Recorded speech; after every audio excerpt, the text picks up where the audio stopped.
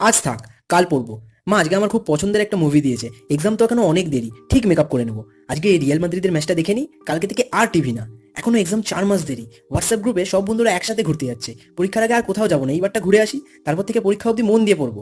পরীক্ষার এখনো 1 মাস 3 দিন বাকি, এই 3 দিন একটু ঘুরে ফিরে নিই, 1 মাস আর অন্য কোনো দিকে মন না। আজকে খুব ঘুম পাচ্ছে, এখন ঘুমিয়ে যাই, সকালে উঠে পড়বো। সকালে তো তাড়াতাড়ি ওঠা হলো না, বিকেলে স্কুল থেকে এসে পড়বো। এসআরকে নিউ ফিল্ম এসছে, ফার্স্ট ডে ফার্স্ট শো দেখতেই হবে, রাতে এসে ঠিক পড়বো। সারাদিন এত খাটাখাটনি গেছে, খুব ঘুম পাচ্ছে। আজকে শুয়ে যাই, কাল সকাল থেকে 100% পড়বো। রিলেট করতে পারছো বস নিজেদের সাথে? আমার একটা প্রশ্ন আছে, কাকে এই অজুহাতগুলো দিচ্ছ তুমি? কাকে মিথ্যে কথা বলছো? মাকে, বাবাকে, দাদাকে, টিচারকে, নাকি নিজেকে? তুমি মিথ্যে অজুহাত তো সবাইকে দিতে পারো, কিন্তু আলটিমেট ঠকাচ্ছ কাকে? চিন্তা করে দেখো, তুমি পড়াশোনা করলে কার লাভ? তোমার বাবা মার, তোমার টিচারের, নাকি তোমার নিজের?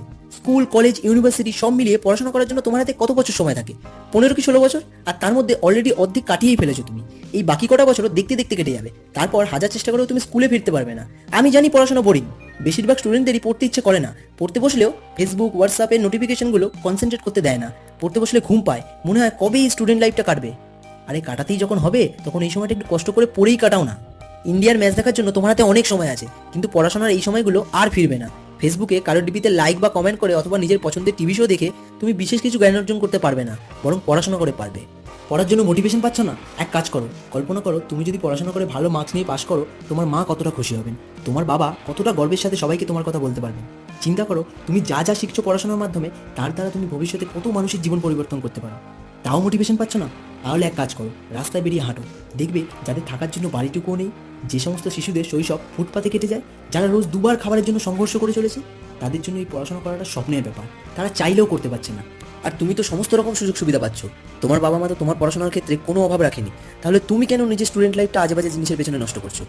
এক্সামের যতদিনই বাকি থাকুক না কেন, সবচেয়ে ভালো দিন পড়া শুরু করার কবে জানো? আজকে।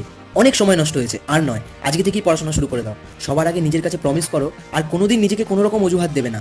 পড়তে বসে বোরিং লাগছে, পড়াশোনাকে ইন্টারেস্টিং বানিয়ে নেওয়ার উপায় খোঁজো। পড়তে বসলে ঘুম পাচ্ছে, উঠে চোখে মুখে জল দিয়ে এসে আবার পড়তে বসো। ফেসবুক থেকে আসা নোটিফিকেশনগুলো পড়ায় মন লাগাতে দিচ্ছে না, মোবাইল অফ করে রেখে পড়ো, কিন্তু পড়ো, আজ থেকেই পড়ো। নতুন কিছু শেখার জন্য পড়ো, মায়ের মুখের হাসির জন্য পড়ো, বাবার পরিশ্রমের দাম দেওয়ার জন্য পড়ো, নিজের এবং অন্যের লাইফ বেটার বানানোর জন্য পড়ো, দেশের জন্য কিছু কন্ট্রিবিউট করার জন্য পড়ো।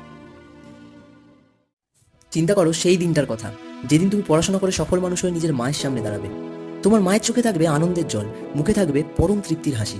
সেদিন তোমার কেমন লাগবে? সেই দিনটাকে সত্যি করার জন্য আজ থেকেই পড়ো, এখন থেকেই পড়ো।